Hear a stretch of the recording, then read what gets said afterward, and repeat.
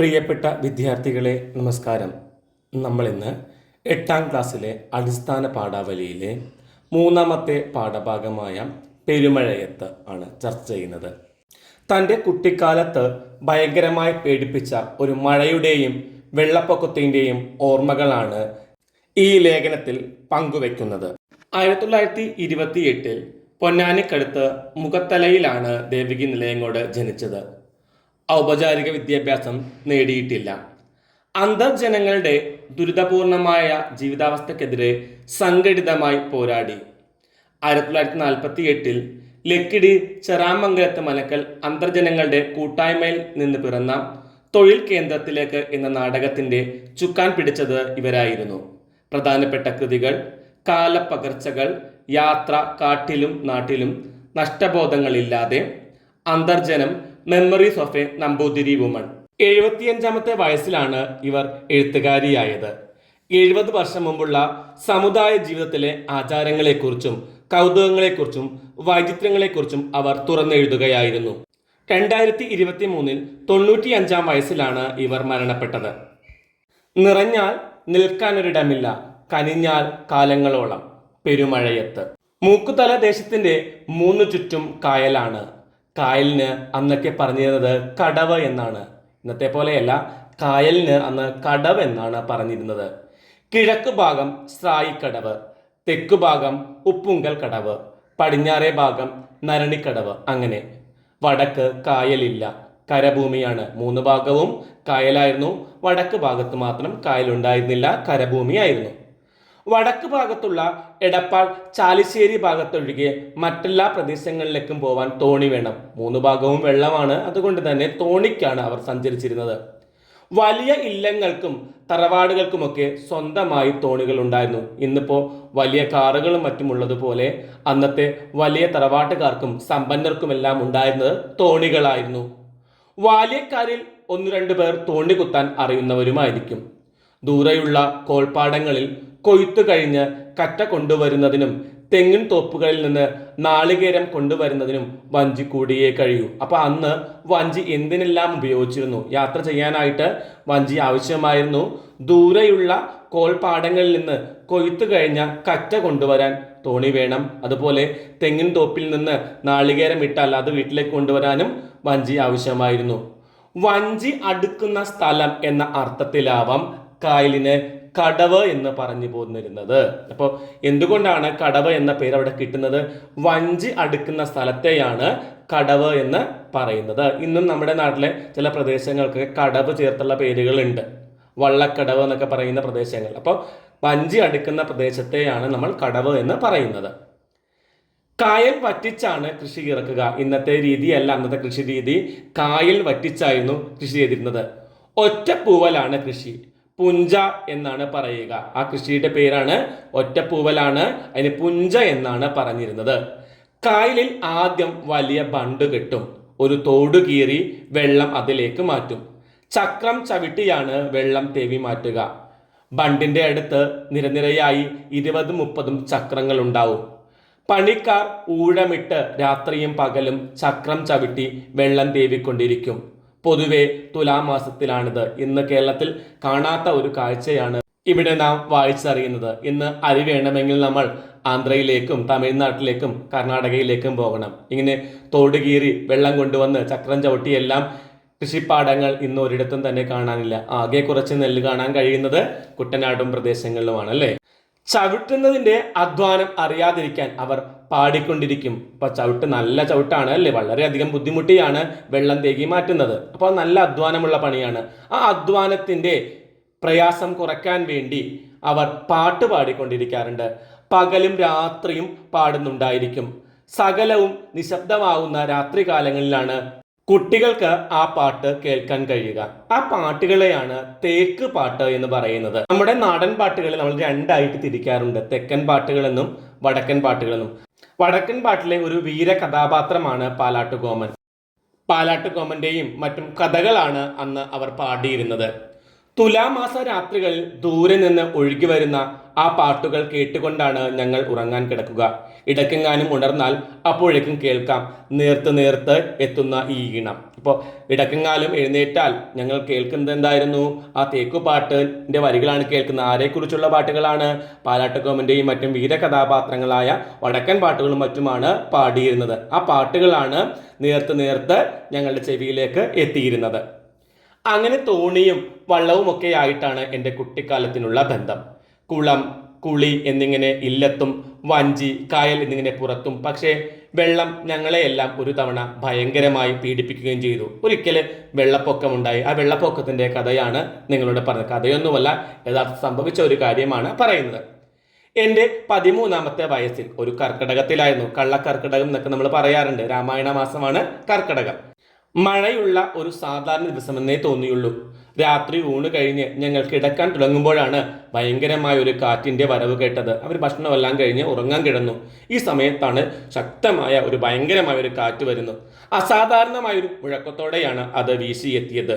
ദൂരെയുള്ള മരങ്ങളിൽ നിന്ന് കൊമ്പുകളും ഇലകളും പറന്ന് നാളിറയത്തെത്തി നടുമുറ്റം നിറയാൻ തുടങ്ങി. കുത്തഴിക്കുള്ളിലൂടെ മുറിയിലേക്കും അവ വന്നു വീണു. വൃക്ഷങ്ങൾ ആടി ഉലഞ്ഞ് പൊട്ടിച്ചീന്തുന്ന ശബ്ദം അകത്ത് കേൾക്കാമായിരുന്നു. ഉള്ള ജനാലകളും വാതിലുകളുമെല്ലാം കൊട്ടിയടച്ചു. ഞങ്ങൾ പേടിച്ച് വിറച്ച് തെക്കിനിയിലേക്കും വടക്കിനിയിലേക്കും മാറി മാറി ഓടി. എവിടെ പോയാലും രക്ഷയില്ല. ഉറങ്ങാൻ ആർക്കും ധൈര്യമില്ല. അപ്പോഴേക്കും മഴയും പൊട്ടി വീണു.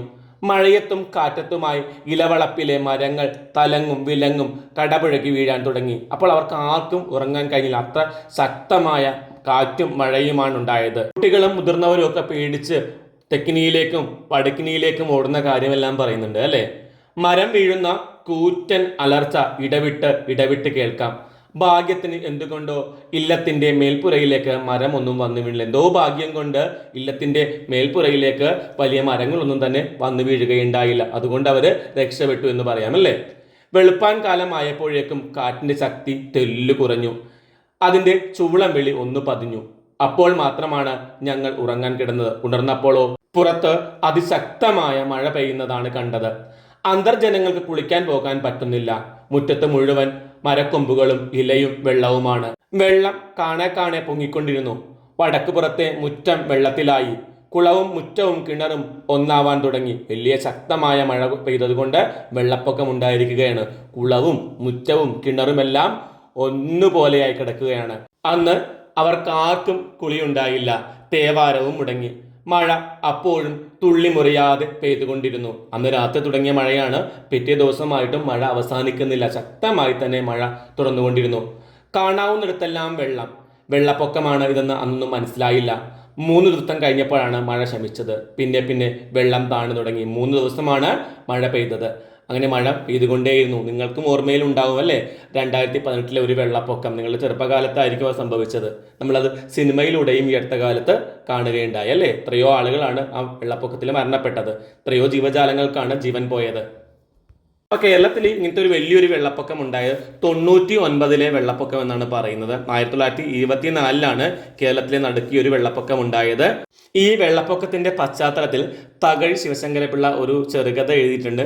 വെള്ളപ്പൊക്കത്തിൽ എന്നാണ് ആ ചെറുകഥയുടെ പേര്. ഒരു നായ കേന്ദ്ര കഥാപാത്രമാകുന്ന ഒരു ചെറുകഥയായിരുന്നു തകഴിയുടെ വെള്ളപ്പൊക്കം. 1924 ഇത്. MT വാസുദേവൻ നായരുടെ 4 കെട്ടിൽ പരാമർശിക്കുന്ന വെള്ളപ്പൊക്കം ഇതായിരിക്കണമെന്ന് കാലം വെച്ച് നോക്കുമ്പോൾ തോന്നുന്നു. വെള്ളപ്പൊക്കം കൊണ്ട് നാട്ടിൽ പലർക്കും വിലക്കുറവിൽ ഒട്ടേറെ മരത്തടികൾ സ്വന്തമായി കിട്ടി. പുഴയിൽ ഒലിച്ചു വന്ന കാട്ടിലെ മരങ്ങൾ സാഹസികമായി വടമെറിഞ്ഞ് പിടിച്ച് വേണ്ടവർക്ക് വിൽക്കുകയായിരുന്നു.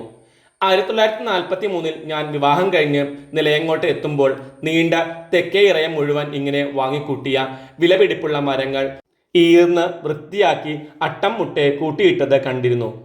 വെള്ളം വന്ന് വാതിൽപ്പടിയിൽ തൊട്ട ദിവസങ്ങളിൽ അമ്മമാർ തമ്മിൽ സംസാരിച്ചു കൊണ്ടിരുന്നത് അതിനു മുമ്പ് നടന്ന മറ്റൊരു വെള്ളപ്പൊക്കത്തെക്കുറിച്ചായിരുന്നു. 99 വെള്ളപ്പൊക്കം എന്നാണ് അതിനെ വിശേഷിപ്പിച്ചത്. ഇംഗ്ലീഷ് വർഷപ്രകാരം 1923-24 കാലമാണത്. ഞാൻ ജനിക്കുന്നതിന് 4-5 വർഷം മുമ്പ്. ഭാരതപ്പുഴയുടെ വക്കത്തുള്ള ഞങ്ങളുടെ ഒരു ബന്ധുഗൃഹമായ ഇല്ലത്തെ കാര്യമാണ് പറഞ്ഞുകൊണ്ടിരുന്നത്. ഭയങ്കരമായ മഴയോടൊപ്പം ഒരു സന്ധ്യാനേരത്താണ് പെട്ടെന്ന് വെള്ളം പൊങ്ങാൻ തുടങ്ങിയത്.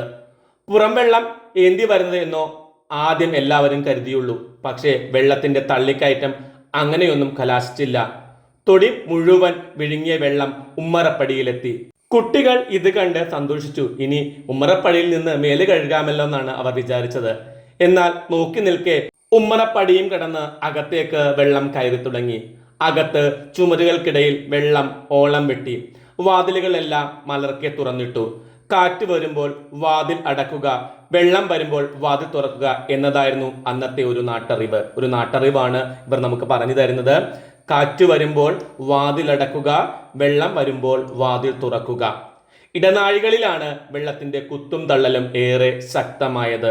എല്ലാവരും മുകളിലെത്തി. പാത്രങ്ങളും മുകളിലേക്ക് മാറ്റി. വെള്ളവും കോണിപ്പടി കയറി വരുവാൻ തുടങ്ങി. ജീവൻ രക്ഷിക്കാനുള്ള വഴിയെക്കുറിച്ച് മാത്രമായിരുന്നു ചിന്ത. രാത്രി മുഴുവൻ അവർ മുകൾ നിലയിൽ കഴിച്ചു. പിന്നീട് തോണിയുമായി വന്ന നാട്ടുകാർ അവരെ രക്ഷപ്പെടുത്തുകയായിരുന്നു. ഒരു രാത്രി മുഴുവൻ അവർ ആ മുകളിൽ കഴിഞ്ഞു. പിറ്റേ ദിവസം നാട്ടുകാരാണ് തോണിയുമായി വന്ന് അവരെ രക്ഷിച്ചു കൊണ്ടുപോയത്. വെള്ളപ്പൊക്കത്തിന്റെ കാഠിന്യം എത്രത്തോളം ഒരു നാട് അനുഭവിച്ചു എന്ന് ലേഖനത്തിൽ നിന്ന് നമുക്ക് മനസ്സിലായല്ലേ. പിറ്റേ ദിവസത്തെ പത്രത്തിൽ അതേക്കുറിച്ച് വരാനിടയുള്ള ഒരു വാർത്ത തയ്യാറാക്കാനാണ് ചോദ്യം. ഒരു യോജിച്ച തലക്കെട്ടും നൽകണം. അപ്പൊ നമുക്ക് നോക്കാം. കനത്ത മഴയിൽ മുക്കുതല പ്രദേശം ഒറ്റപ്പെട്ടു.